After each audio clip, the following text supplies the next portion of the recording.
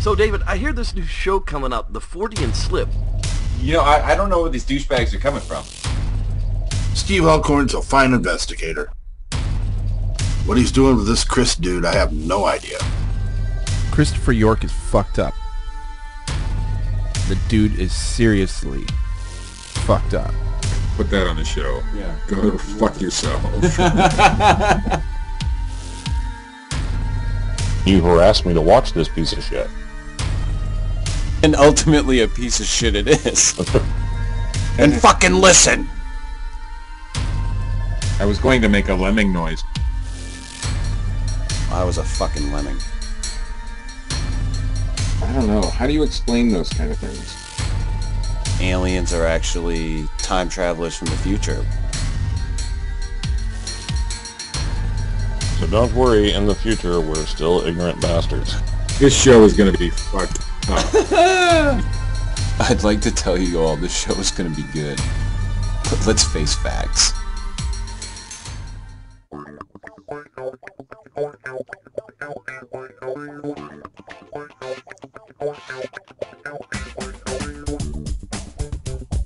Hello, and welcome to the Fortean Slip.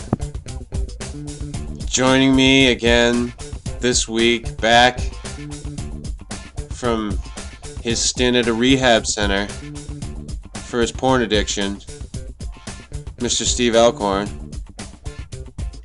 Hey, Chris. Well, you know, I was only there a week, and apparently they frowned. See, they wouldn't let me bring my computer, so I tried to smuggle in... It wasn't the computer, Steve. It was the types of pornography that you had on the computer. Yeah, but I tried to smuggle in my old 16mm film camera and the old Linda Lovelace films that I have, and they didn't care for that. So, I'm back. With a vengeance. Especially the one with the dog. They didn't like that one. And joining us, for what reason, I don't know, because he informed me like 10 minutes ago that he knows nothing about what we're going to talk about tonight. From bigfootcrossroads.com, Mr. Matt Knapp. Hello! Greetings. I'm here. You sound more awake now than when I spoke to you a while ago. It's Fugazi. Fugazi? It's just a facade. I'm just a shell of a man. Yes. I Kind learned of a new like word. Steve at the end of his rehab Yeah. visit. He's like, what's the dude's name from A Clockwork Orange? I wouldn't know. I didn't see that movie. After he goes through the treatment the first time. Yes, Alex. Alex, yes.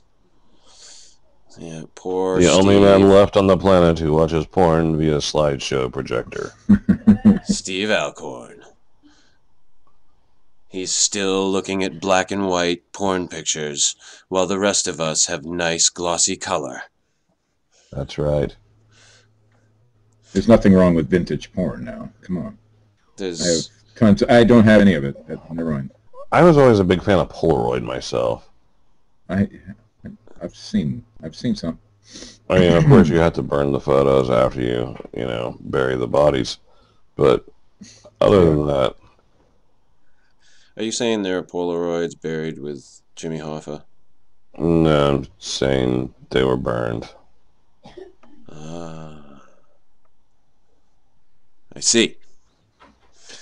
I wasn't... Why is Jimmy Hoffa being involved in this porn I conversation? don't know. I just thought it was That's interesting. kind of disturbing.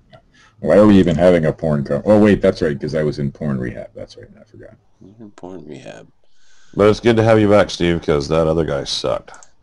You know, I'm no Bob Dominguez, but I thought he did a wonderful job.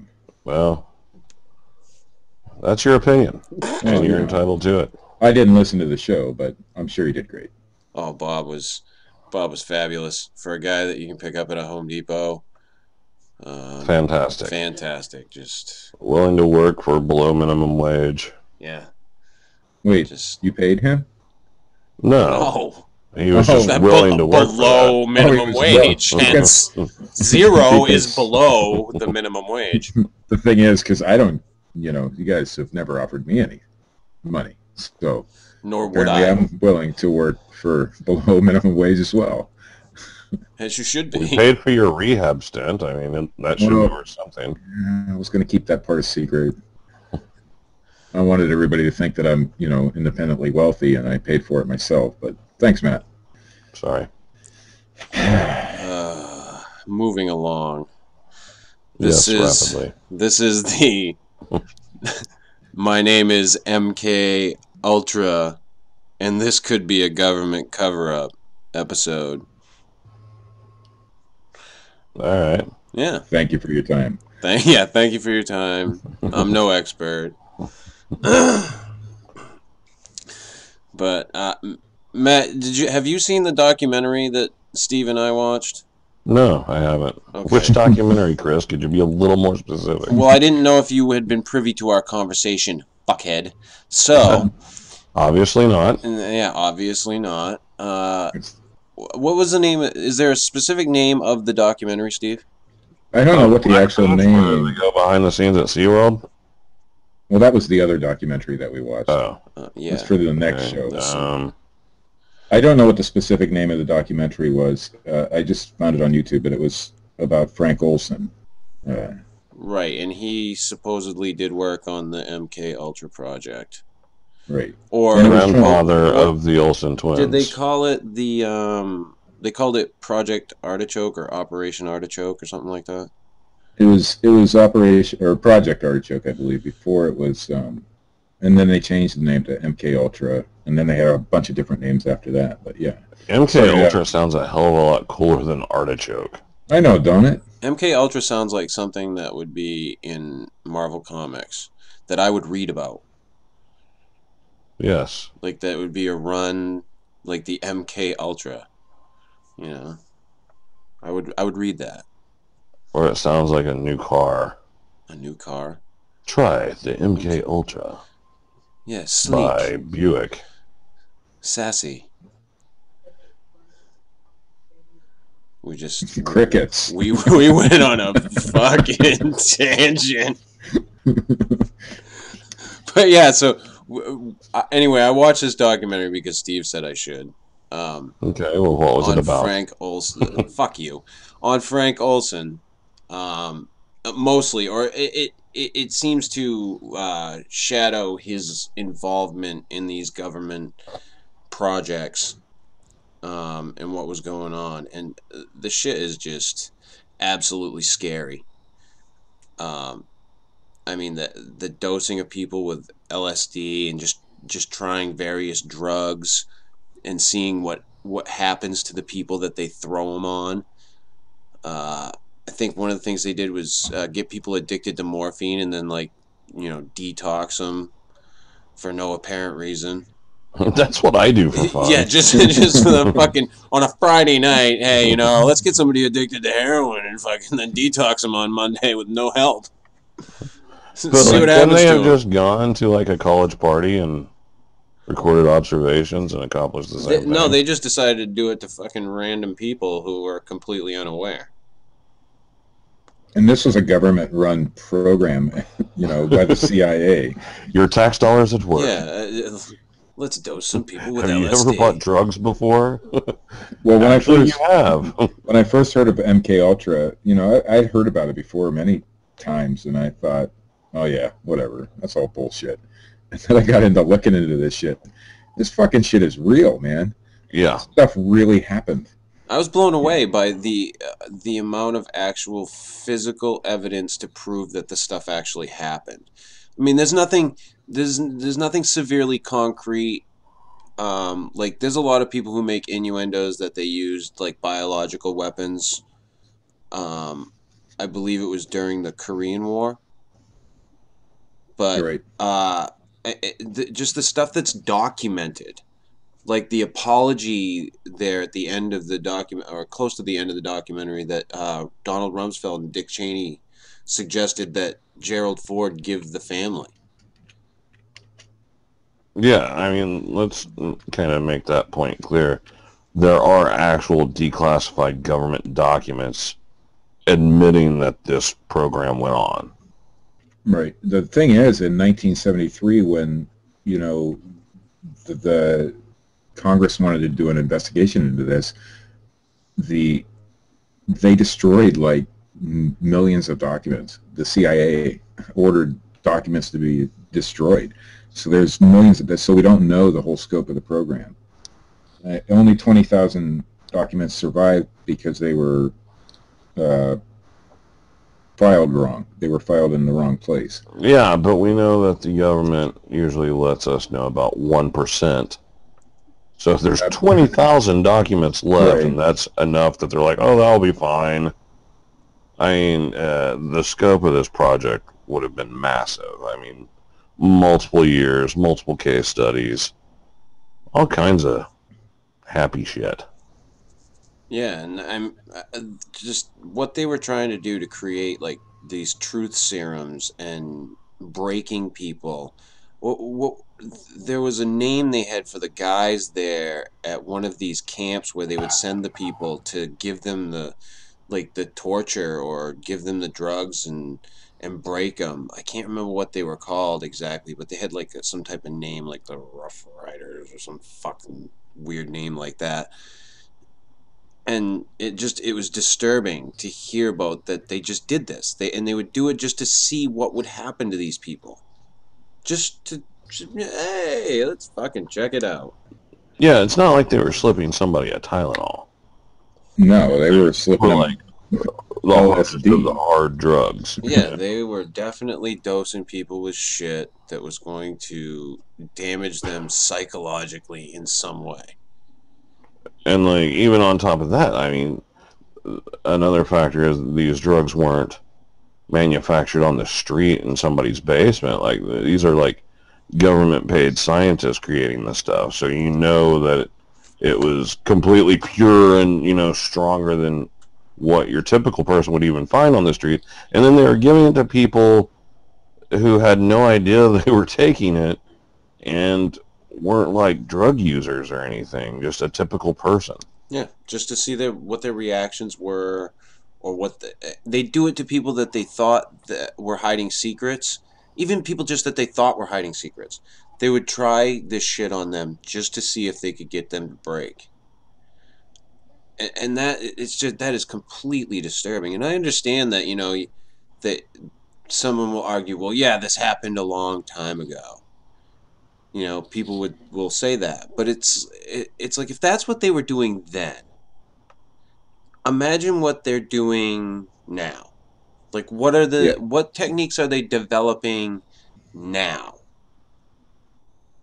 Well, the argument back then is, you know, this started way back right after World War II. I mean, I think the height of it was the Korean War, but with the scientists that they got from Germany through Project Paperclip, and then, but they had just signed the Nuremberg Treaty, which you can't use drugs on people without their consent and all that bullshit, and they totally ignored that, you know, treaty that they had signed. The government did. So if they did then, you know, they're doing it now. You know, Yeah. That's the thing, and that's the scary part of this whole thing is, unless somebody came out, we wouldn't know anything about it to this day, right? Well, like recently, whenever I say recent, I mean during the war on terrorism, there is a lot of talk about techniques used to interrogate, you know, prisoners of war, such as waterboarding. Right. Like waterboarding became the hot topic, and you know how it was cruel and like nobody should have to endure it and everything. But now, just a couple of years later, it's on TV all the time. It's in movies just kind of as a joke. You know, it's used as a comedy bit. You know, so it's kind of like been taken to something that whenever it came out, like, oh my God, this is horrible. You know, we shouldn't be allowed to do this. Right, we've been completely desensitized to it, to the point of where now it's a joke, and like whenever they do it in a movie, you're like applauding the guys for doing it, and that's scary. I mean, that's how the government gets people to accept things that they've done. A lot of it's propaganda. I mean, I don't want to go completely conspiracy, theory on this or anything, but a lot of it's propaganda. I mean, we get fed a lot of bullshit just to, keep No. us. I mean, I keep us understand you going. don't want to go completely conspiracy theorist. I'm with you on that, but like, let's face it, MK Ultra was Oh yeah, a conspiracy. Fuck, I mean, right. like, It If was. you look into this at all, you can't help but go, conspiracy theory on this shit. I mean, it's pretty in depth and scary shit. I mean, the stuff that they were doing to people, the torture and the drugs and the psychological stuff that they were doing to them, it just sickens me the thought of, just these people that they just thought were double agents or, just thought, like I said, just thought had secrets. Well, You hell, know? they did it to even random people. Right. One of the games that they would play is when they knew someone had a secret that they wanted to get out of them, they'd say, "I'm gonna get it out of them," and it's like that's just freaky shit that was being done by our government. And we're not even talking about always, like agents from the other side, or whatever, Cold War bullshit. We're talking about people, American citizens, Yep. people who had nothing to do with government, anything, just people. And they were giving LSD to people on the street, basically. Some of them were volunteers for programs, and I talked to you, Chris, about Ted Kaczynski, the Unabomber, Right. was a volunteer for this program. Yep. And look what it did to him. It fucked him up. Well, I'm sure that had something to do with it, anyhow. And Well, how I mean, many other that's- people like that's him that we speculation, don't know but- about? But at the same time, it is kind of, a weird coinkydink that he was part of that program. yes, and considering the crimes that he was committing directly, one might see that as he was kind of into getting revenge on the government. And then the two guys, I can't remember their names right off, and maybe you know them, Chris or Matt, but the two guys that were real big proponents of LSD back in the 60s, those guys were volunteers for the program as well. Oh, Timothy Leary would be one of them, I would say. Yeah, I think he was one, and then he came out, and he was a big proponent of, let's do this LSD shit, So it Siegfried started. and Roy, I believe, were their names. Siegfried. It started the whole, the whole movement in the 60s. And they had a lot of bad this trip MK one Ultra night where shit. one of them got eaten by. Oh wait, that happened. That was the wrong thing. I think we're a little mistaken there. But then again, who knows? So Siegfried and Roy are pretty fucked up. Maybe they were part of the program. So was and didn't know. Woodstock just a huge government test? I mean, was it an Could experiment? Is the government behind Woodstock? I think we've gone to a new theory, Matt. I think we have. Let's Perhaps push it. Jerry Garcia was part of the CIA. I mean, Wow. Yeah, but the whole time these guys were, speaking out for LSD, and the government was speaking out against it. They always do. They were the ones administering the shit. right. The CIA was out there giving it. That's how it was created. Right. Welcome to fun time with the government.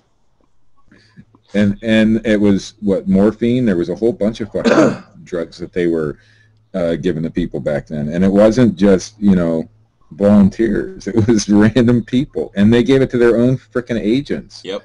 It was a fun thing to do in the office to give LSD to an unsuspecting agent. Watch this. Yeah. Check They this also, out. hey, that's another interesting fact.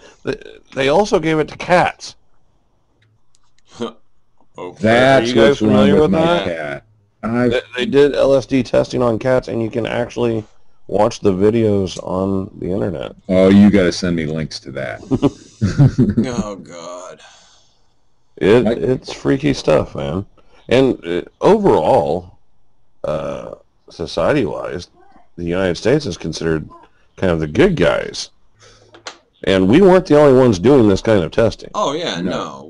There were other countries doing it. Well, Canada was deeply involved in a cooperation with the United States doing. Yeah, and look what happened to them. I mean, it screwed up the entire country. They gave us things like Gordon Lightfoot and William Shatner. The Royal Canadian Mounted Police. That's right. But no, can you just imagine, like, you know, we're talking the 1970s, you know, early 70s, late 60s, what the experiments with this stuff was like in Russia. You know, like places where they didn't really have any rules to go by, so to speak. I mean, they could have put it in, you know, public's water supply, you know, things like that. Oh yeah, the things we don't even know about.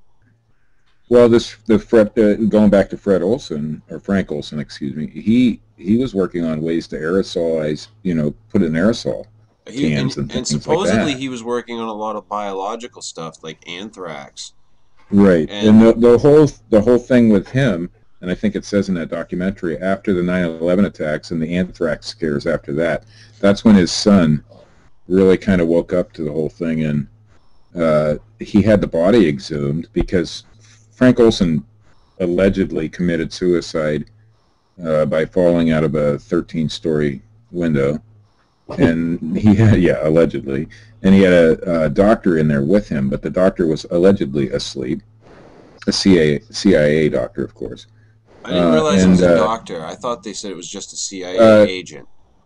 I looked further, and they claimed it was a doctor in another thing that I read. Oh. So, because he had just taken, with knowledge, he had taken LSD, but he didn't know what the effects were and then they told him like a half an hour after he took it, of course.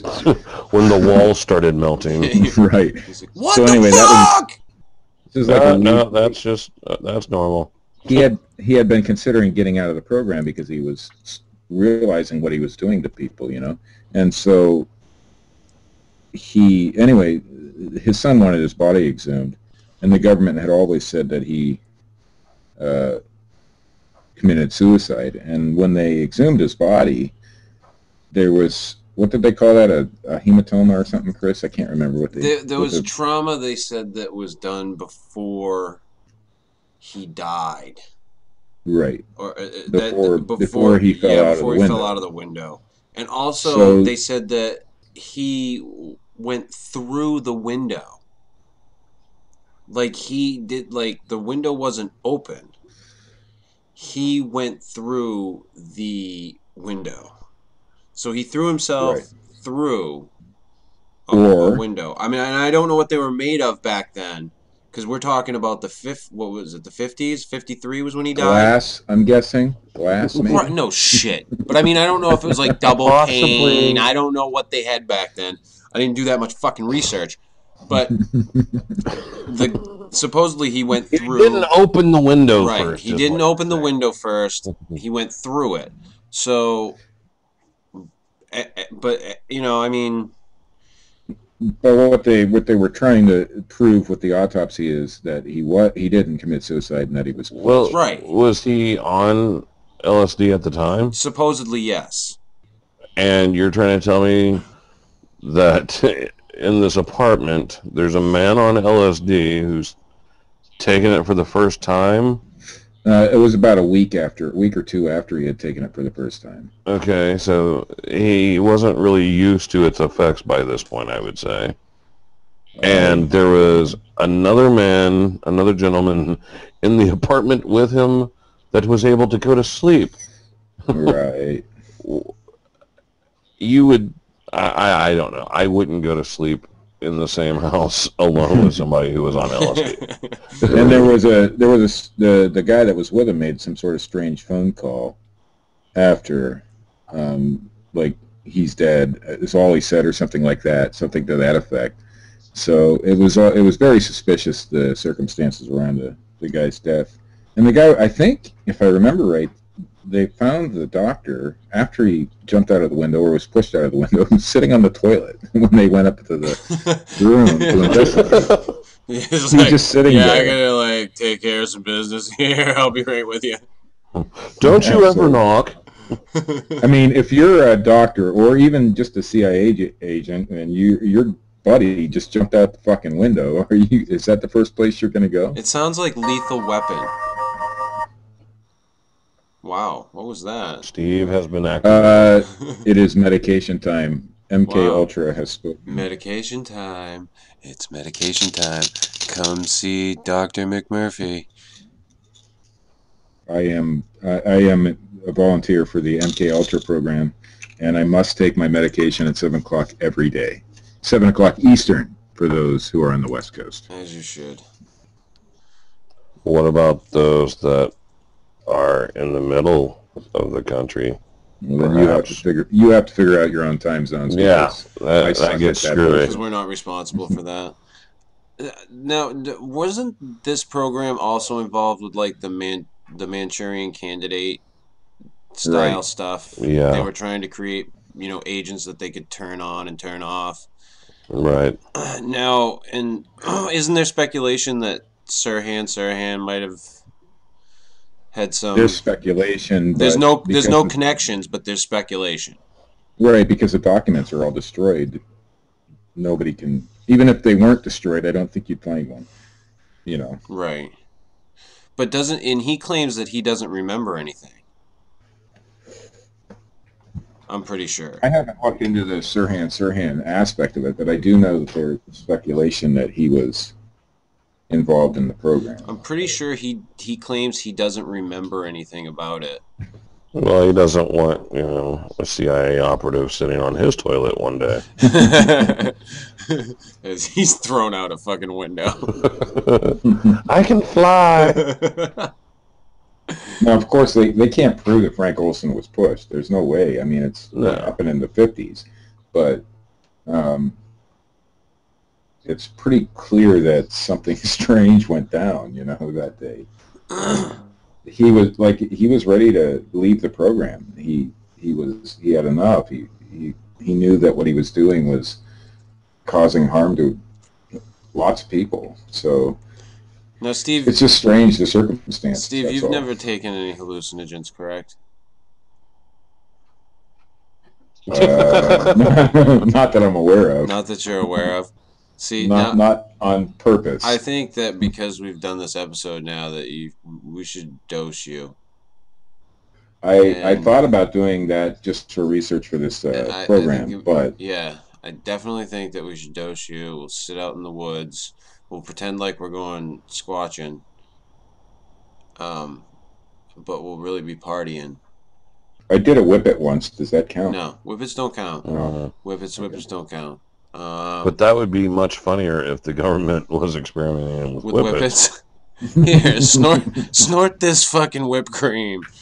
We want to see what you can do.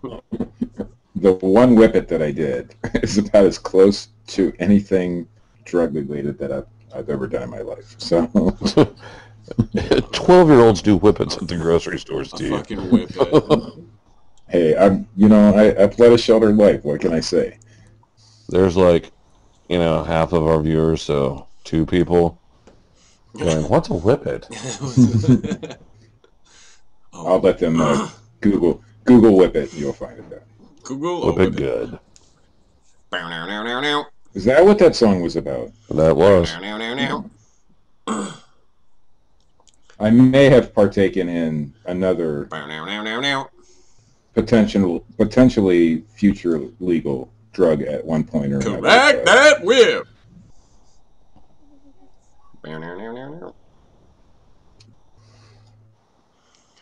I think we've all been activated. Yeah, I think we slid off the fucking rails.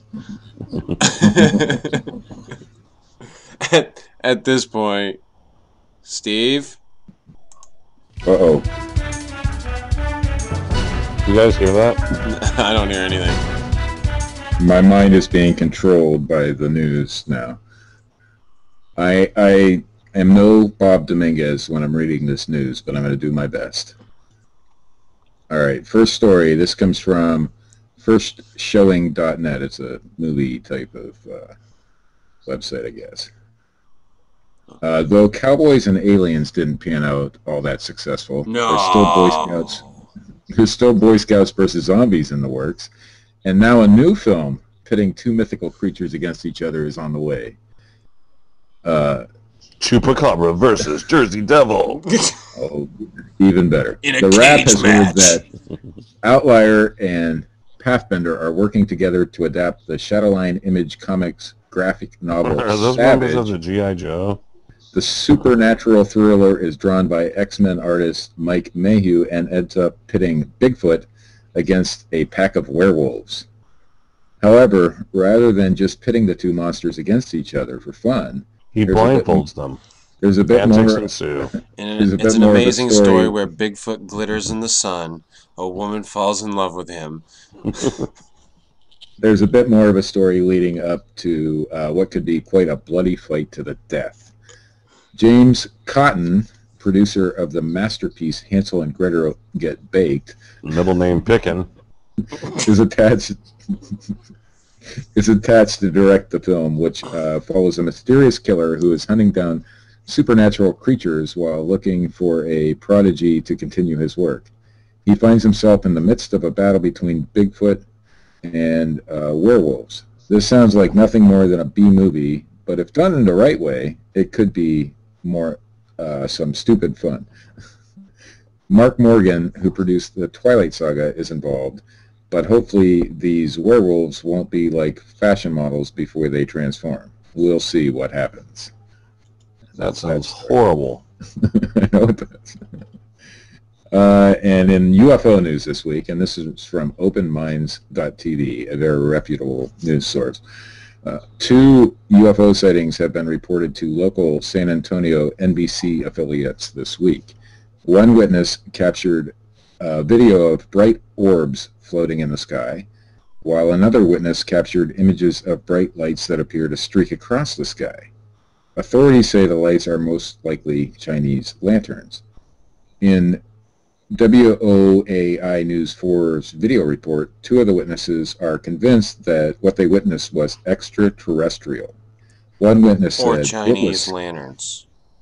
One witness said it was In scary. San Antonio? It was in San Antonio. One witness said it was scary, but it was awesome too at the same time, because you're like seeing something, not knowing if you're going to get zapped. She continued, there is some kind of life out there, and for some reason they are coming by. She was the bitch in Independence Day with the sign on the top of the roof. Another witness also expressed concern. She said, I think this is a scary situation when you got things flying in the sky you can't explain. The first sighting was on a Sunday. The witness says she saw the lights in the sky and informed her neighbor. She took pictures while he caught the lights on video. The lights were seen by another San Antonio resident the next night. The witness took pictures of the lights with her phone. A representative from Joint Base San Antonio, where the Air Force serves as the lead agency, said that the lights were They said that they not gave any of their everybody aircraft. LSD before they saw all the lights. They said it couldn't possibly be airplanes. They suggested that the lights were Chinese lanterns, which would account for the Why is everybody orbs. going to the Chinese lantern? Why not a helicopter? I mean, The streaking could be due to movement of the witness's phones. Hey, listen, streaking. I'm going to go while with she LSD. took the pictures. Rick Dyer was nowhere to be seen. Chris goes LSD. I say airplanes and helicopters. Steve, And, what say you? I say Rick Dyer was nowhere to be found. And on our final story, this is from yahoo.com. Who? Yahoo.com. Yahoo. You can now take a zombie-themed diver certification course. Can you? Zombies are everywhere these days, even underwater. From the premiere of George Romero, correct me if I'm wrong, Night of the Living Dead in 1968 up through The Walking Dead of today, the question has been asked time and time again. What would you do if the zombie apocalypse became a reality? You'd walk really fast away. PADI master diving instructor Woody Tinsley has helped add another layer to the zombie mythology by offering scuba divers the opportunity to navigate the water while simultaneously fending off the undead in his zombie apocalypse diver course. I cease to be an instructor and take on the role of a leader of a group of survivors trying to escape the zombie apocalypse, Tinsley told Yahoo News in an interview from Central Connecticut, where the course takes place. Is this guy serious? We cover areas like supply gathering, fishing, and medical first aid. Tinsley has been using the PADI system of diver certification for years, but says he came up with the unique course after he and some friends challenged themselves to come up with new and creative certification courses. I've liked zombies since before they were cool, Tinsley said.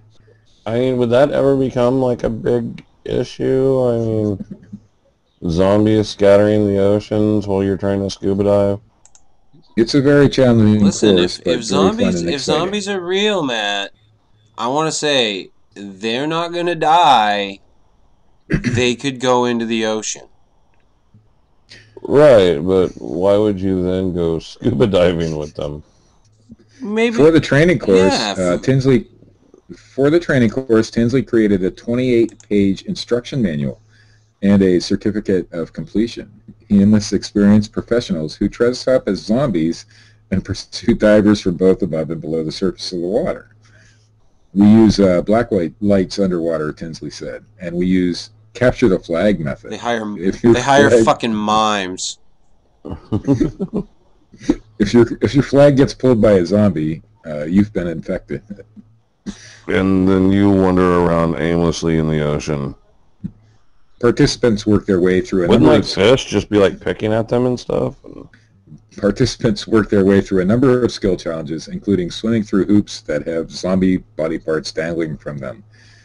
Tinsley, who works full-time as a police officer, said the course covers essential diving areas, including first aid, but he also helped design the course to include skill stations. Is that so they can patch up the zombies underneath the water? Yes. Skill stations that a lot of other scuba certification courses skip over included buoyancy control. It entices a younger crowd to come in, Tinsley said. It may convince some people to come in just to get this certification. In fact, because the course has proven so popular, Tinsley has reluctantly given other diving schools permission to hold their own zombie diver courses. Because they need permission. He said classes are being held in Kentucky, Arizona, Hawaii, and Guam. None in Oklahoma, Matt. And that's the news. That is the news. Zombie scuba diving, huge in Kentucky and Arizona. And, yeah. I'm at a loss for fucking words. Zombie scuba. That is probably the dumbest zombie cash-in marketing scheme that I've ever heard of. Well, apparently it's a very... I've heard of some really stupid ones, but zombie scuba diving. Well, the point of that story is the guy is a police officer. Yeah. Zombie scuba diving. I like. Dear God, help us. Isn't there some theme music? There you go. I just think that we've reached a new low on this show. This has been a test of the Fortean Slip broadcasting system. What you have just heard never really happened. Join us next time as we may actually do a show instead of fumble our fucking way through it like we just did. If this had been a real podcast, you would have heard from folks like Joe Rogan or somebody else of that name. Someone of importance. Or Matt Knapp. Oh wait, he was on the show. Did I say something about Linda Lovelace and a dog on this show? I think you may have. Oh shit. My secret's out.